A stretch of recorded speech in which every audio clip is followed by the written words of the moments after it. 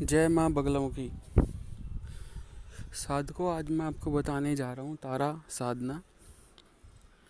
10 महाविद्याओं में से एक महाकाली और दूसरी तारा की साधना होती है। भगवती काली को ही नील रूपा होने के कारण तारा भी कहा जाता है। तारा नामक का रहस्य यह भी है कि ये सर्वदा मोक्ष देने वाली है और तारने वाली है, इसलिए इन्हें तारा कहा जाता है। महाविद्याओं में द्वितीय स्थान पर परिगणित हैं। अनायास ही वाक शक्ति प्रदान करने में समर्थ हैं, इसलिए इन्हें नील सरस्वती भी कहा जाता है। भयंकर विपत्तियों से भक्तों की रक्षा करती हैं, इसलिए इन्हें उग्रतारा भी कहा जाता है। बृहन्नील तंत्र आदि ग्रंथ में भगवती तारा के स्वरूपों की विशेष चर्चा है। हयग्रीव का वध करने के लिए इन्हें नील विग्रह प्राप्त हुआ था। ये स्वरूप शिव पर प्रत्यालीड मुद्रा में आरूढ़ हैं। भगवती तारा नील वर्ण वाली, नील कमलों के समान 3 नेत्र वाली और हाथों में कैंची, कपाल कमल और खड़ग धारण करने वाली हैं। ये व्याघ्र चर्म से विभूषिता तथा कंठ में मुंडमाला धारण करने वाली हैं।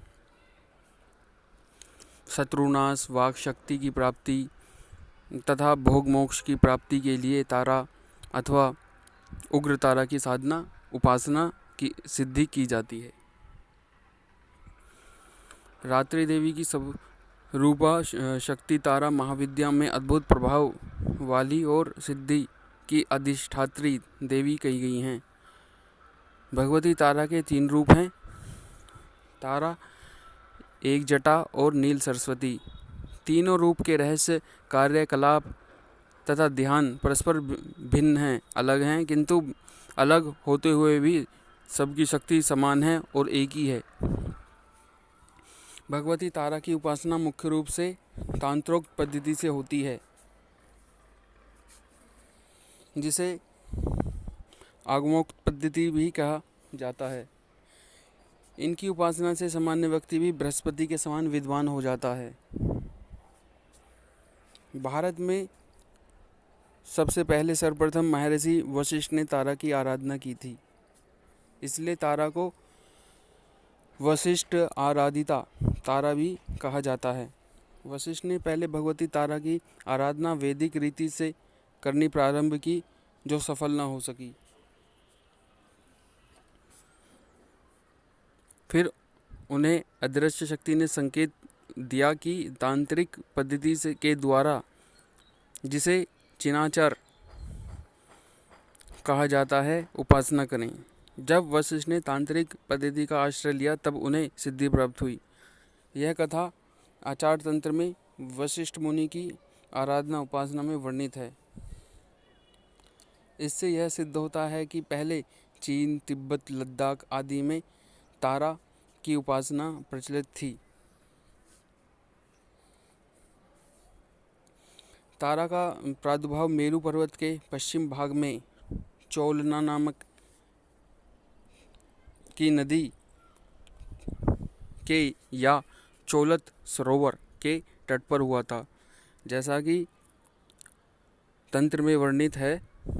मेरो पश्चिम कुले नु चौत्राख्यो हृदयो महान तत्र यज्ञे स्वम तारा देवी नील सरस्वती। और महाकाल संहिता के काम कलाखंड में तारा रहस्य वर्णित है, जिसमें तारा रात्रि में तारा की उपासना का विशेष महत्व है। चैत्र शुक्ल नवमी की रात्रि तारा रात्रि कहलाती है। चैत्र मासी नवमा तु शुक्ल पक्षे तु भूपते क्रोध रात्रि महेशानी तारा रूपा भविष्यति। बिहार के सहरसा जिले में प्रसिद्ध महर्षि ग्राम में उग्र तारा का सिद्धपीठ विद्यमान है। वहाँ तारा, एक जटा तथा नील सरस्वती की 3 9 मूर्ति एक साथ हैं। मध्य में बड़ी मूर्ति और दोनों तरफ छोटी मूर्ति हैं।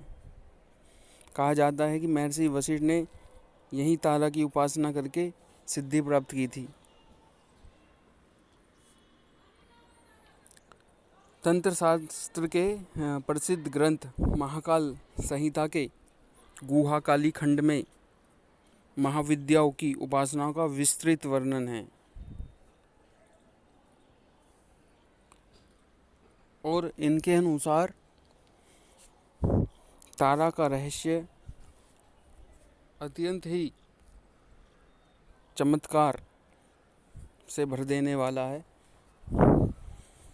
वैसे तारा की साधना कोई भी स्त्री पुरुष